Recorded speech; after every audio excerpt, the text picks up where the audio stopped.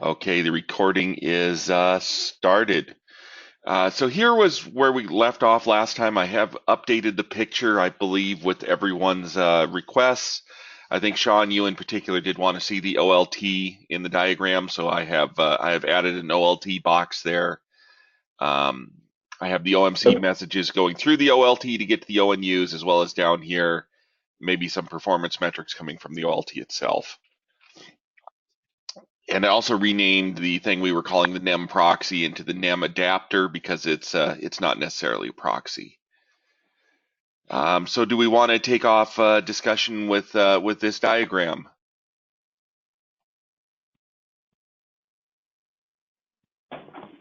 Uh, I think that's basically what we captured last week, right? So, um,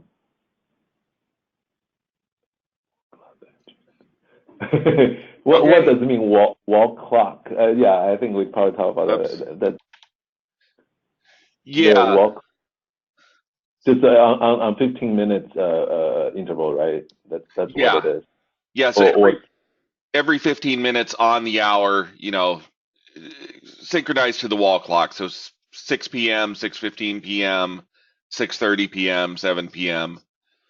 Um, I yeah, yeah, think yeah, that's the requirement coming down from Michael.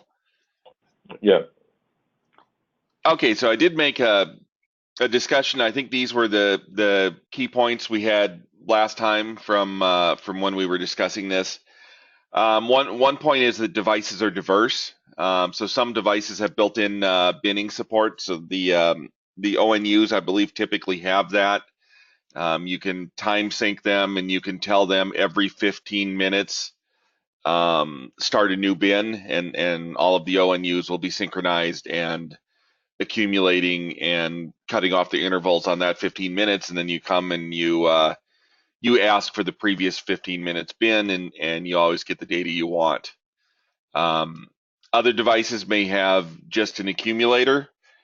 For example, they might just tell you number of packets or number of bytes, and it's up to you to pull it at the intervals that you're interested in, and to keep track of that accumulator yourself to figure out how that fits the interval. We had two places where we could try to address this diversity. One proposal was to do this inside the VOLTHA adapter, and the advantage to that would be that the differences would be hidden inside of VOLTHA, not exposed to any upper layers. For example, it could implement this accumulator into bins and keep track of the bins and reset the bins at the appropriate times, do all the polling at the appropriate times. That could all be done inside the adapter. The disadvantage to that approach, I think, is it does increase the complexity of VOLTHA. Sort of a theme we've tried to have is keep VOLTHA simple. Hmm. Another place we could do this, we could implement it on top of the NEM, and perhaps that's what this NEM adapter box is doing there. It's sort of dealing with these differences in devices. Um, and the disadvantage is that VOLTHA now has two different APIs. One API that gets you bin results for the devices that support it. Another API that gets you these simple accumulators. The advantage of that approach is VOLTHA is much simpler than if it had to deal with those implementing that binning abstraction itself. In either case, I believe Michael stressed that timestamps are important. We need time sync on all of these devices so that they would have consistent time stamping. And I think it may have been David's point that we push the time stamping as far to the left as possible. So if we can timestamp way back here in the ONU, that's more accurate than a timestamp that is applied in Kafka as to when that measurement was taken. So those would be goals for the implementation. Does everyone agree with these points so far? Let Yeah, me. I had one question. Since these are matrices, we have bin and we start collection at the beginning of 15 minutes and we provide the data at the end of 15 minutes, right? Or 15 seconds. So in case of Redfish server, it's more of a status. So it should be reported every 15 minutes.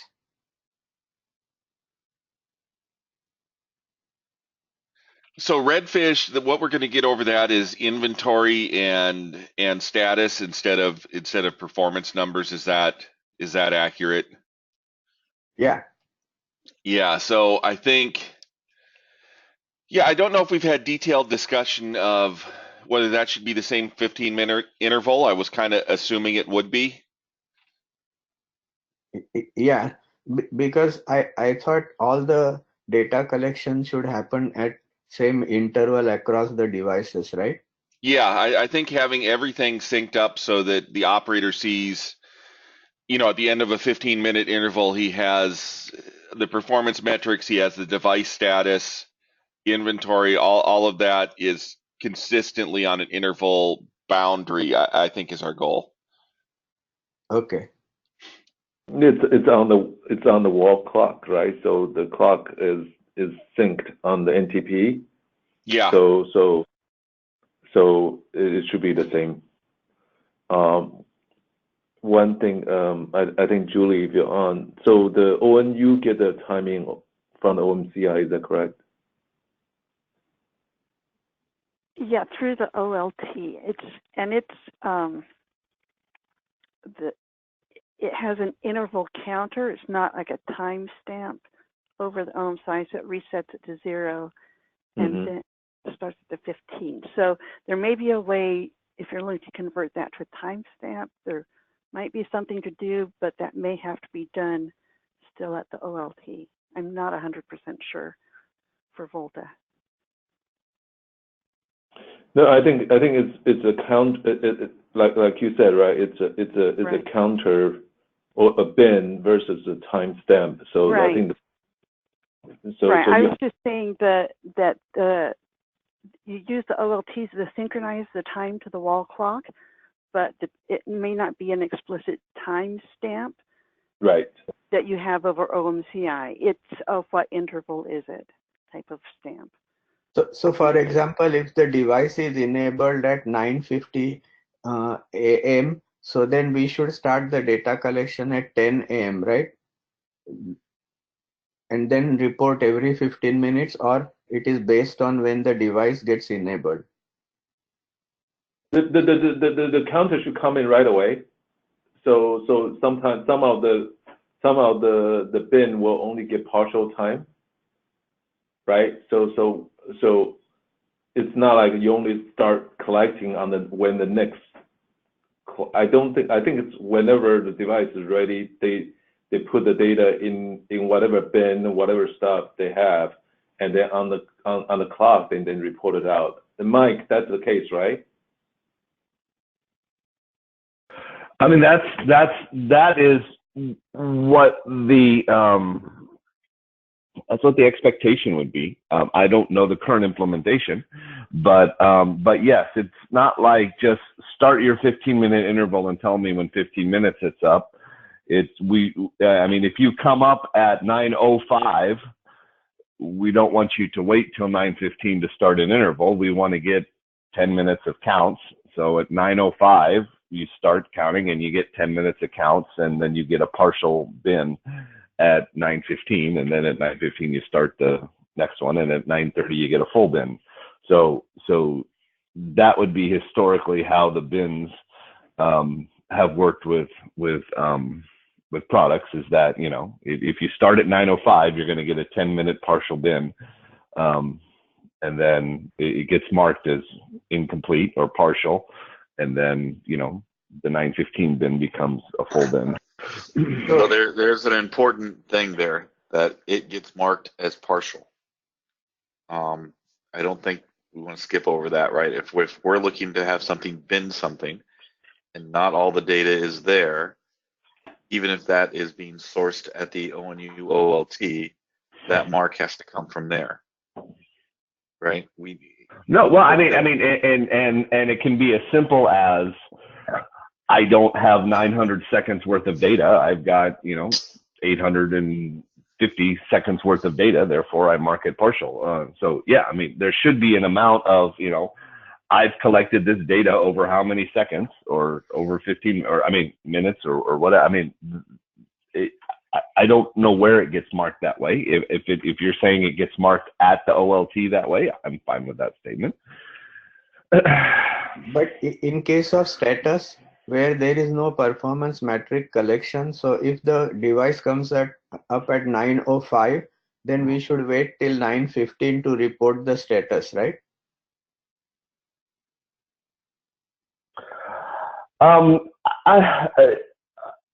Yes, you want to periodically collect some pieces of status. I don't know, and I'm gonna have to do a little bit more research. I don't know whether that is going to have to be a 15-minute thing. I don't know that every collection is. I mean, we want things that we would like there to be some amount of data, generally the PM data, that is collected every 15 minutes on a clock boundary. That is definitely a need.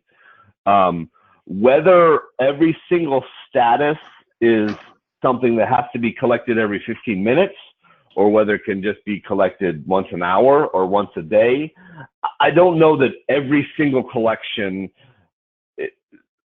we need to rigidly say has to be on a 15-minute interval. But I do think that it is bounded by the clock. So, I mean, if we say that, oh, this particular piece of status is collected once an hour, then, at 9 a.m., then it gets collected. Or if this particular piece of status is collected once a day, okay, at midnight, or maybe an operator says, oh, midnight's a bad time for me to collect. Maybe it needs to be 8 a.m. or whatever. I mean, I don't think we should rigidly say everything is 15 minutes and just make it be like, oh, one constant that gets put somewhere in a config file somewhere for everything. But yes, we need to be able to collect 15 minutes on a clock boundary. But I don't know that every single status is something that has to get pulled every single 15 minutes. And we might, so I think we should be flexible enough to have some level of configuration there.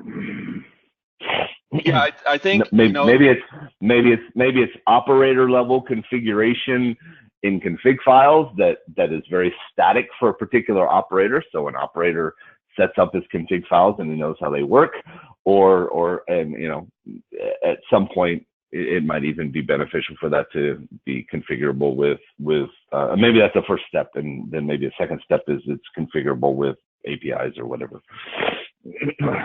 So in addition to collecting these performance metrics, we still do have events flying around the system when important state changes take place. So I think that's a separate concern, and that's not bounded on 15-minute boundaries. When an ONU comes up, Right. There's still an event that flies that says the ONU came up now.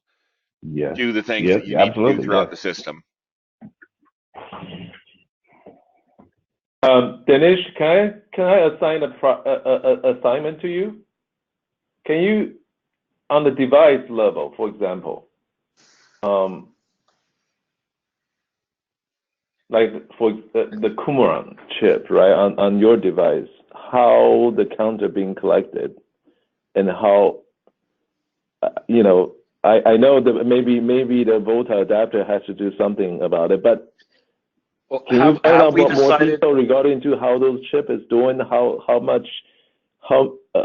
they report to the processor, whatever, on the edge core device, and then how you guys send it out?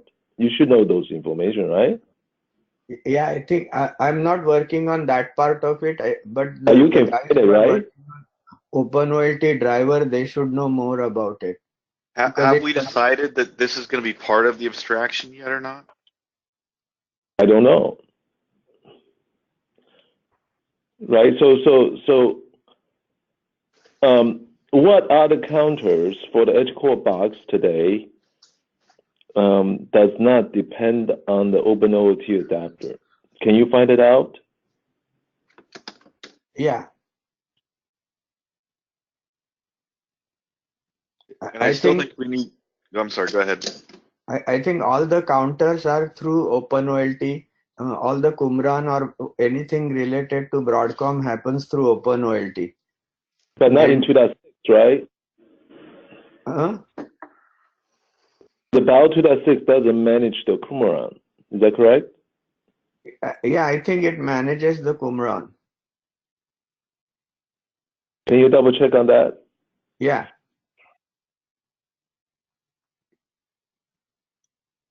I think, David, you were asking one question.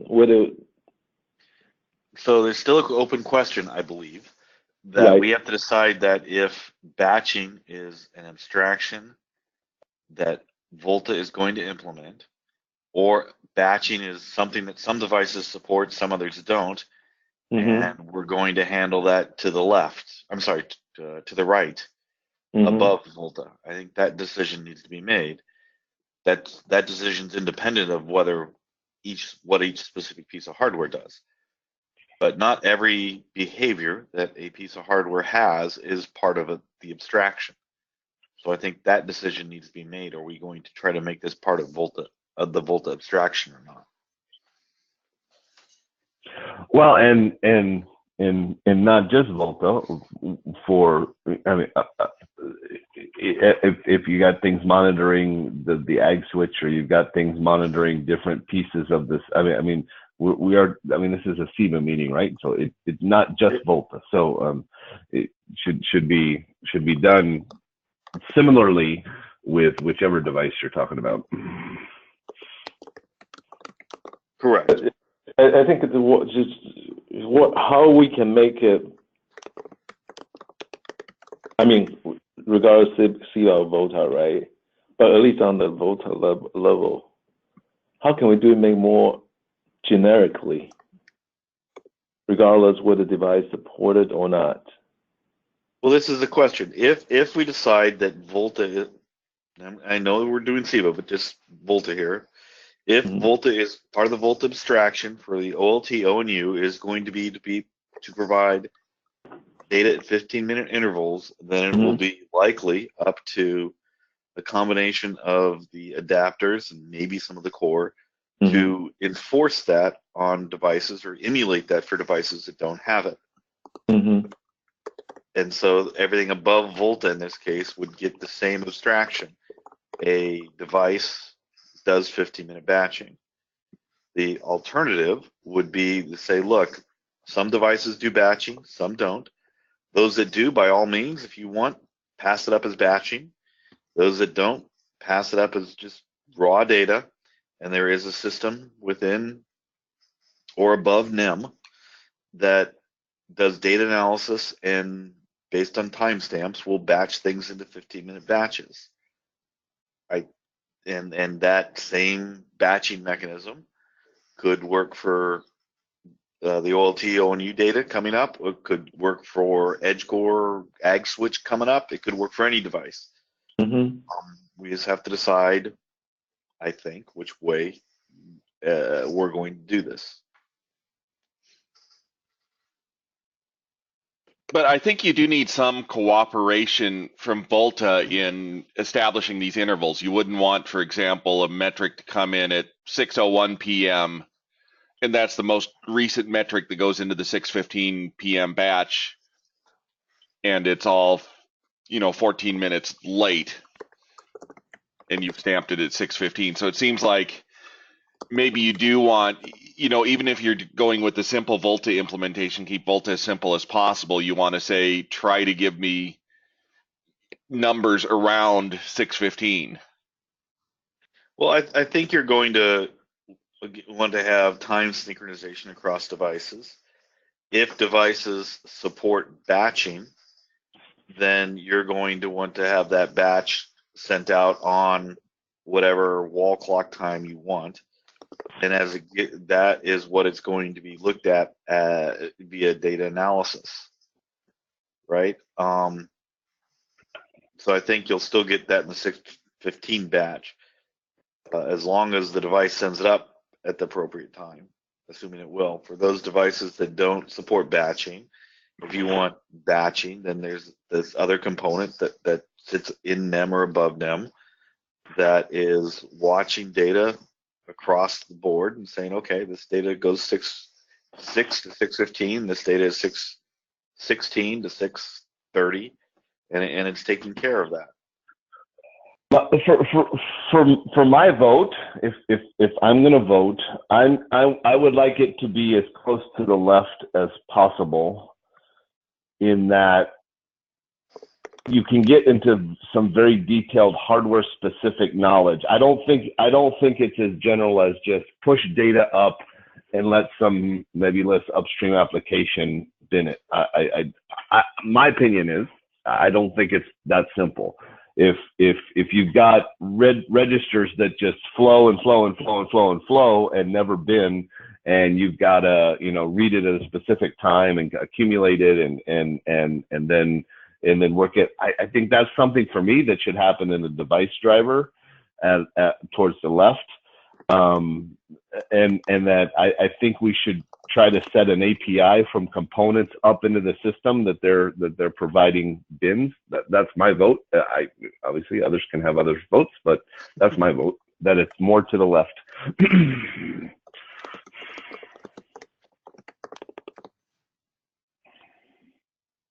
I have a feeling, at least for me, I don't have enough data to make the architecture decision at this point, and that's the reason why I was asking Dinesh or potentially other company, the Atran or CIG to provide some information. Would that be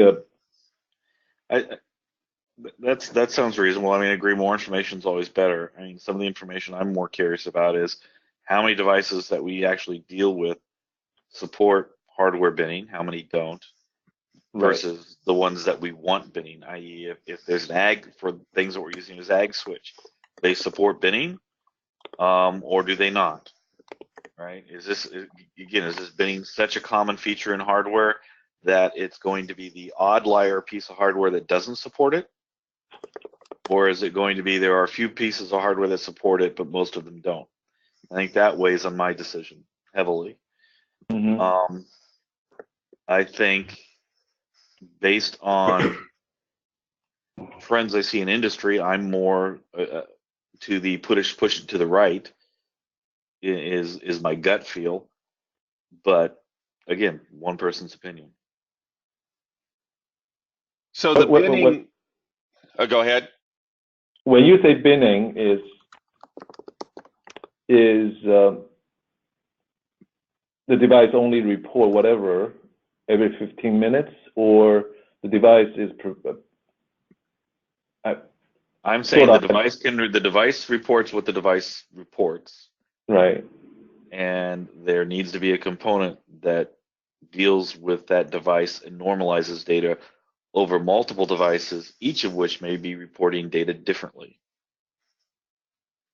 So at the risk of repeating something else I've said before, or something we already have established, a comment about binning is that the binning on the device should be such that the device knows the wall clock and has a start and stop epoch time, essentially, that will be very accurate towards the wall clock. And that is established locally then by that bin, and it's associated to that the last interval collection as defined in that hardware. That way, that's what ultimately you want, because you want to know as close as possible in seconds to when it's collected, what intervals you're talking about on different pieces of hardware. So if you, for example, want to correlate an Ethernet collection to a PON collection to an optical measurement collection, the more that you have that accuracy at the device level means that that's just going to flow through in the report. So let's say there's not a bin for the last interval for some registers on a piece of hardware. What that means is that the polling mechanism northbound essentially of the device, and that generally could be part of what we determine needs to be implemented. Would need to say, okay, I want to collect your current count, for example, and I'm doing that because I'm triggering off of a wall clock to do it, and so then I would need to say when the stop time is, and then I would need to have some memory of when the start time is when I last collected something somewhere further upstream. It could be stored different ways upstream. So the what we're talking about from that is would be further quote we say to the right. I don't know if I'm using the same definition as you, David, but that's down into the logic of what I think about this. So one thing is that's just collection interval accuracy. I'm sorry, that might be what you call measurement interval accuracy.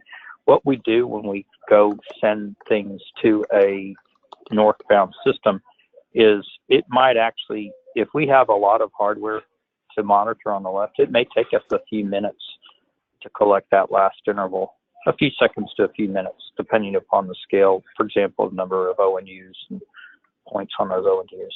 So what you're really going to find in some respect is you might not have your last intervals propagating all the way to the right to your until close to, let's say on this picture, 6:15 is what you want to collect at the end of the interval at 6:15.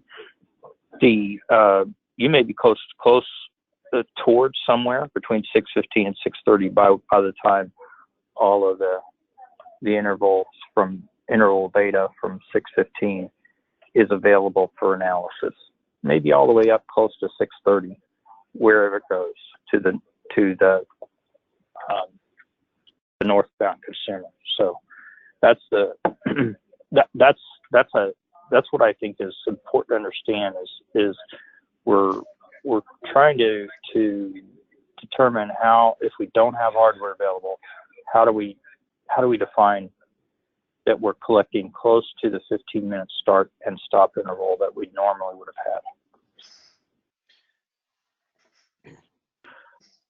had. And just to not beat a drum, whatever. For me, I would rather see that in a device driver below.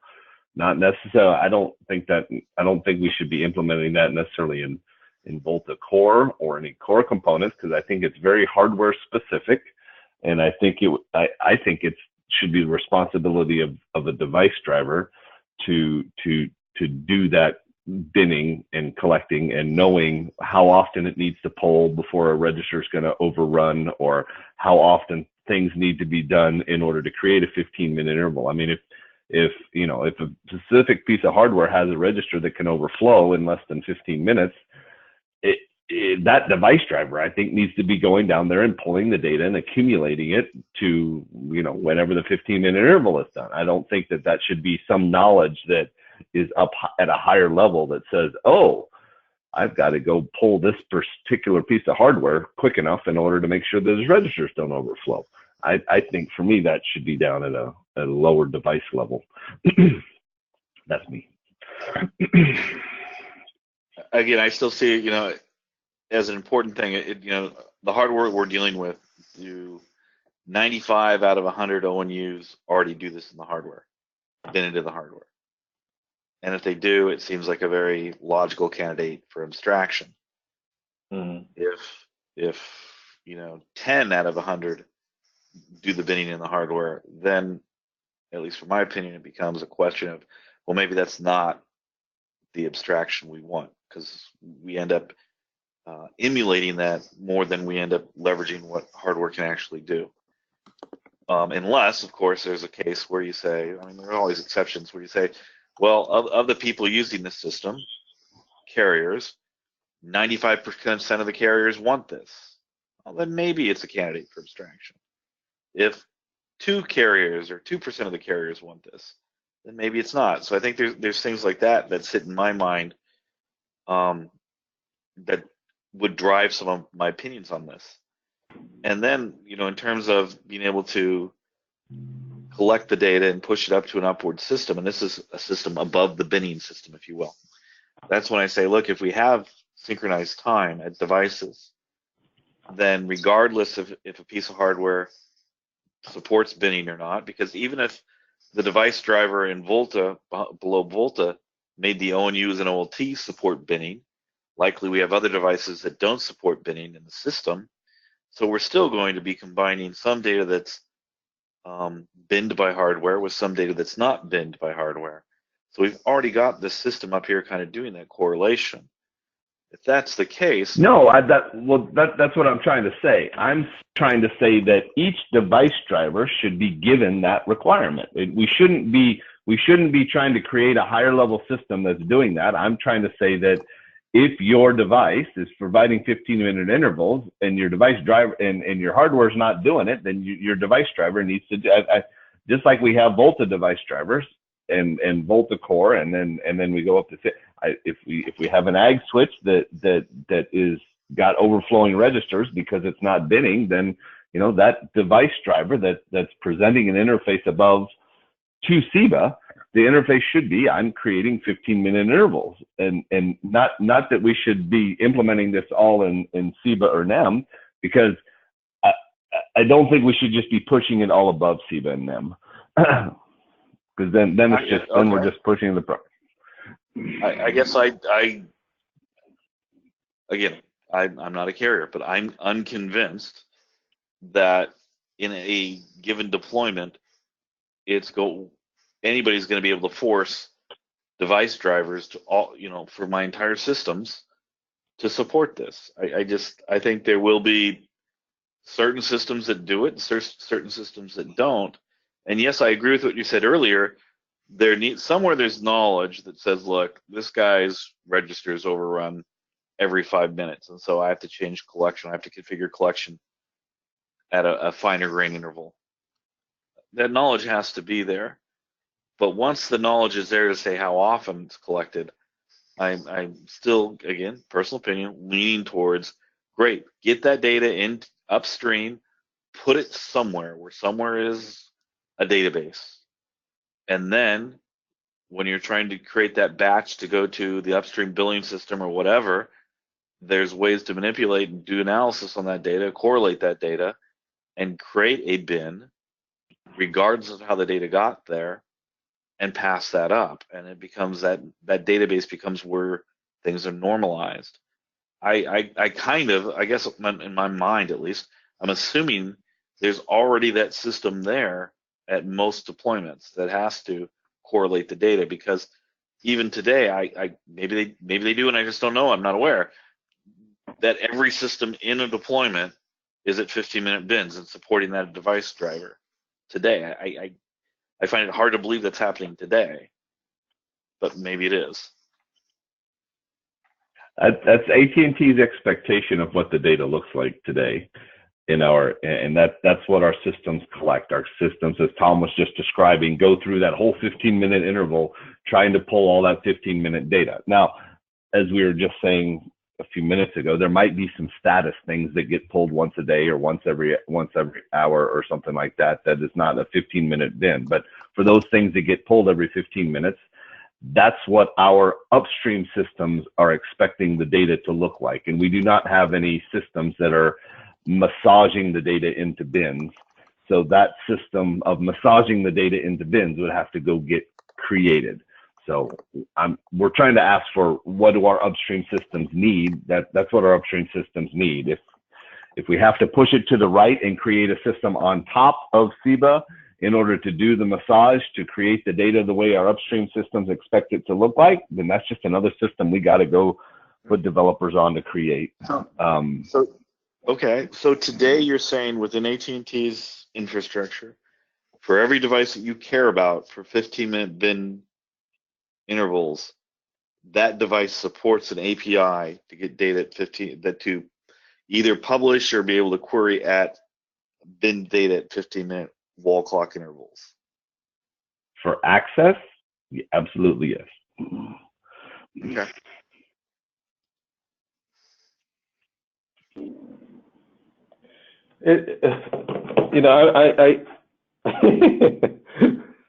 I'm struggling with this one. And then I also remember when we first started working with when the Foundry first started with working on this with VOLTHA project, they turned up the PM collection, and then if I remember correctly, that the data flooded the XCD, and it caused XCD database increase exponentially, and then crash the XCD or something like that. So, so I think definitely something. So whether the data is stored on the box, on the hardware, or the data is reported, in any form to go to the XCD, I think I'm wondering whether, when back in April, the experience was whatever is reported from the box, it's all just go into the XCD. But whether they have the interval or not, I think that part I don't remember. Yeah, I think etcd is the wrong implementation for a time series database. But I think the issue around etcd was a usage of how we're doing etcd more than etcd itself. But again, I think that's the wrong choice. Right. I don't know that. Yeah, I would agree that I don't know that this data needs to be in etcd. I think it needs to stream up in Kafka for the 15-minute interval, and then on a on-demand request, then you're going down to the hardware, to the device driver, and asking on demand what is your counter and current counter, and that's stored down in the device or the device driver. So I don't know that this all needs to. I would agree. I don't know that this all needs to be an etcd either. Right. So what the reason I mentioned that is, if the device doesn't have its own bin, then will they utilize some kind of the storage to do that?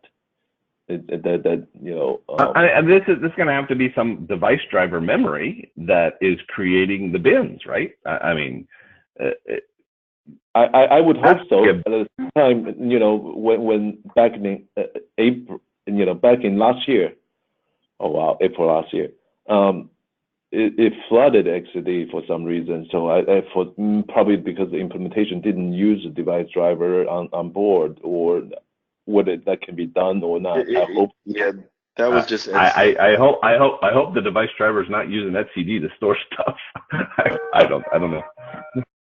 And again, we could also qualify what we mean by a device driver here, right? I mean, if we look at, again, limiting this to VOLTHA, we have VOLTHA, we have the kind of the core, the adapter, which talks an API down to the device. So take the OpenOLT, for example. It talks, OpenOLT adapter talks to an OpenOLT agent that sits on the device. What's the driver? Is it the OpenOLT agent on the device? Is it something below the OpenOLT agent? Or is it the OLT adapter?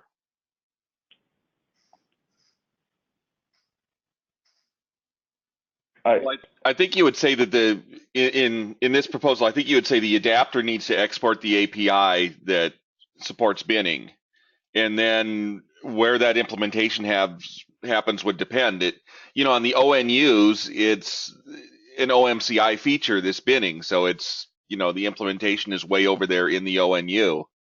In an OLT, it could be in the OLT's driver on the OLT itself, or it could be in the OLT adapter. Right, but as Michael pointed out earlier, if the ONU adapter's registers are going to overflow or turn over, then there has to be something that says, oh, by the way, even though you do collect at 15-minute bin wall clock times, I know in this scenario, your bin's going to overflow at 5-minute intervals, so I better collect at 2.5-minute intervals. and bin myself, take those 2.5-minute intervals and turn that into a 15-minute bin somewhere else where I have a big integer rather than a 32-bit integer.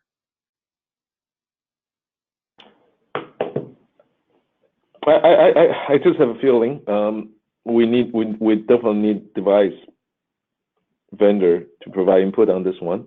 We know that our requirement, and but what does VOLTHA need to do to expose or abstract those information? I think again it will become like a device or adapter dependent. There's a dependency on that, and whether we want to have that dependency or not, I think as a community we need to decide that. So I'll see what I can draft an email send out to the device vendors, and I send it on the chat. We have FPGA based OLTs. At least they are interested in the VOLTHA and the Tibet, and then we have the edge core, the Maple B0s that include edge core and the TELAB. So I'll send out the question out to ask people around, and then provide input. Okay. Other than that, Scott, do you have anything more to discuss today? So I would just like to ask one question before we move on to the next thing, and that is just the set of devices that we will want bin data from, because I think I should let the ONOS FCAPS people know about this requirement. So I've got written down ONUs, OLTs, and AG switches. Is there anything else we foresee that we want binned information from? Do we want it from compute hosts or anything else? Let's just talk about compute hosts. Compute hosts have some unique things like health monitoring, of which means things like what is the utilization of the compute resources, and then the other thing that they have on it is they do have Ethernet monitoring on them, so you could monitor, for example, as the management traffic going up higher and so forth. I think these are interesting to us. I'm not sure that the highest priority, but those are the things that come to mind. And there may be something else there too, but these kind of things can be available possibly through Redfish, and we can just go from there. I don't know what else needs to be considered for other inputs there. But if we add it to their inquiry, we at least get the info back on this is this is something from a device point of view and a Redfish point of view that we have available. Okay, yeah, I'll make a note of that. But the one we do want to get from ONOS would be the AG switches, statistics from them. Yes, it's important for capacity of your links on both the downlinks and uplinks. Okay, I'll let the ONOS FCAPS guys know that that they should look into that for us. That it's sort of a dual requirement between VOLTHA and ONOS to be able to sort this binning thing out. Have we talked about the threshold crossing alert? That's like a whole nother brigade. But, yeah, so there's the whole alert and event standardization effort, and it's been a while since I talked to those guys, but I know they were trying to figure out at what boundary you sort all of that stuff out. So there's this sort of crosses the kinds of issues we're talking about. I think they do cross multiple concerns. So getting their input and figuring out where they want these events standardized, and the events are all going to have to be time synced as well. Yeah, we should involve everyone. I think, yeah, I think probably that's another question I'll ask the device, right? So, when they're collecting, and suddenly, the counter exceeds certain level, then they raise the alarm, right? So if the device itself doesn't have that binning or mechanism, then does it know when to raise the alarm? So I would think at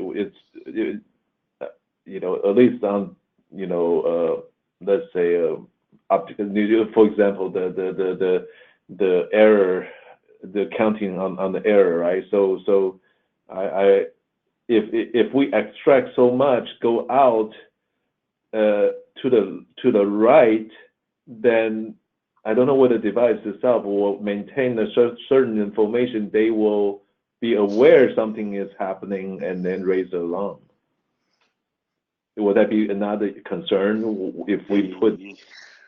Again, the alarm, what constitutes an alarm, threshold boundaries, other analysis that would turn an event into an alarm would happen during a data analysis phase. There was in the other Brigade description, part of the distinction or definition distinction between an event and alarm was an alarm is a persistent state and an event is a transient state. So once something passes, once an event triggers an alarm, alarm state change, then you're able to query that alarm state change from something. And then the question becomes, if I want consistent alarm calculation, where do you put that, right? Is anything coming from a device? Is it just an event?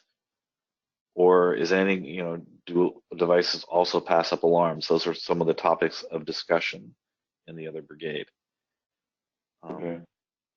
Not surprisingly, I tend towards look, it's all data coming from a device, and you do analysis to the right in terms of what event actually triggers a state change to make an alarm. And this has some similarities back to some devices already have those state changes, right? There's some alarms that are persisted on devices, so how does that work in? And some of that, I think, still needs to be worked out. Yep. Sorry. David, do you consider that TCA within a CEBA context an analytics function? I do. Again, I am of the opinion that what I'm getting from devices is essentially a stream of data.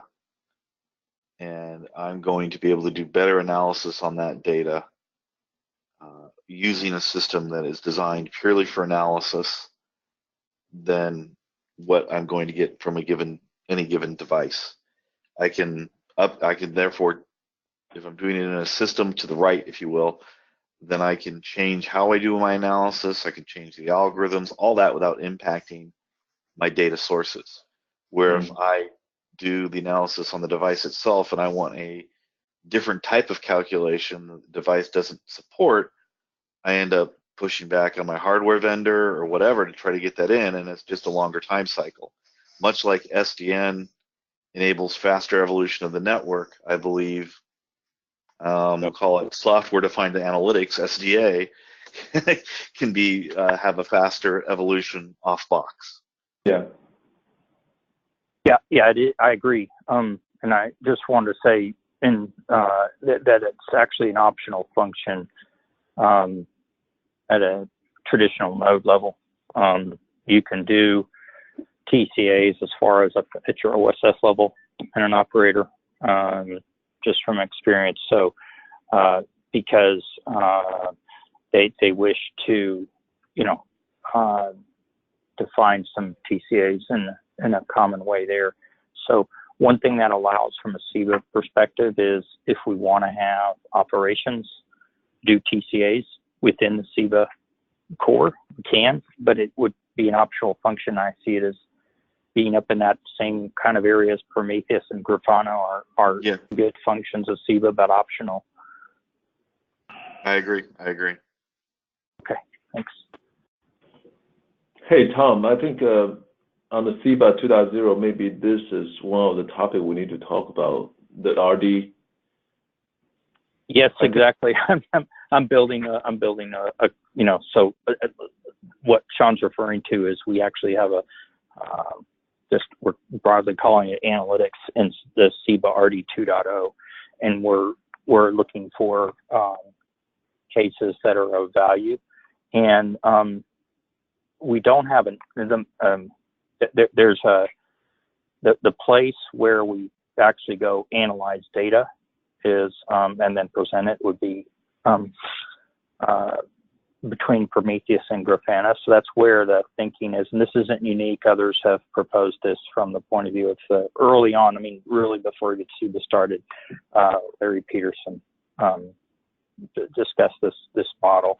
You don't have to call it ACORD. You could call it, application analytics applications that are added. So that's my soapbox little ad for that. Thank you, Sean. I kind of look at Prometheus and that as just, these are examples of how you can do analysis. You don't have to use them. You use whatever you want. Yeah, true. Yep, good point. And then restate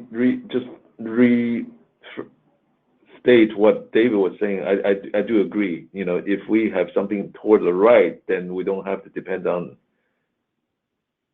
go back to the hardware vendor on the left to provide some of the information. So it is the spirit of the SDN. We want to make sure that the same software can run, right, regardless what hardware you can do. Okay. So Scott, one thing is, we sort of with this discussion sort of, put the development work the Sterlite and other people was doing on hold. I think that's probably not a good thing.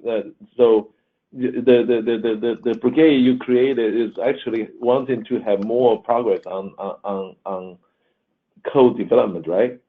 Yeah, so in our remaining 5 minutes, let's see if we could quickly talk about, let's see, can I get back to it? The immediate API. I think OnCar is like just about ready to implement something here for those that test API that he had working at every 15 minutes to try to get immediate results from it. Yeah, so if we could quickly come to a conclusion on this and give him a go ahead to start looking at it, I think that would be helpful. And that was just either this picture or this picture, where a request would come into VOLTHA and then VOLTHA would run the test action and kick a result out on Kafka. Mm-hmm. Is that something we can all agree to? Either a request kicked off through gRPC, consistent with this picture, or a request kicked off through Kafka, goes into VOLTHA, VOLTHA fires off the test action, gets the response over OMCI, and sends the result to the test action out via Kafka. What's the difference again? Can you flip between? The difference in these two, and I think this was David's point like 4 meetings ago, is just whether or not the request is made via gRPC, where you have kind of a synchronous request, say run the test action, and then it synchronously replies, okay, I'm starting the test action. Or whether the request goes through Kafka, where you just post a Kafka message that says, run a test action, and then sometime in the future a message comes back from Kafka with the result.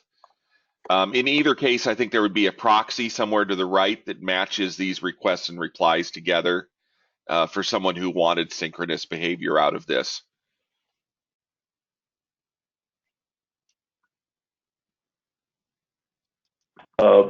Is OnCar still on the call? So which one will be?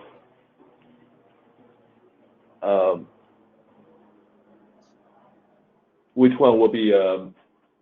Is this one? Which the way the original status user stories were written, it was expecting a synchronous API that provided, give me some status and get a response. That was the expectation of the way the user stories were written.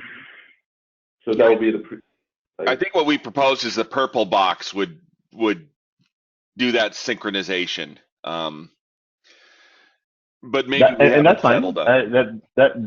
No. If there's a purple box, if that's part of NEM, then yeah. I don't. If you guys want to go Kafka below or that's fine.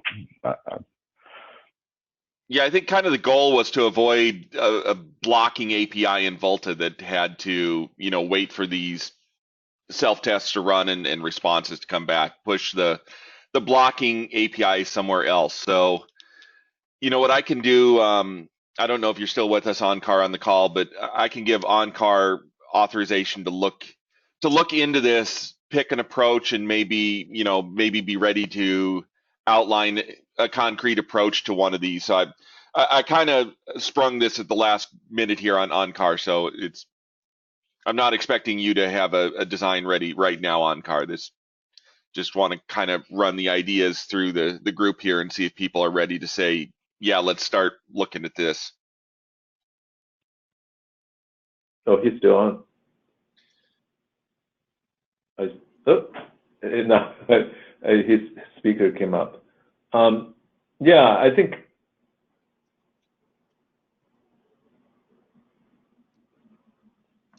Yeah, I think Scott. We see you, your mic lighting up, but maybe you've got an audio issue. But you and I, we can talk over Slack and come up with an idea. Yeah, sure. Yeah. Okay. Yeah, we heard you that time. But yeah, we're at the tail end of the meeting, so let's proceed with this immediate API work.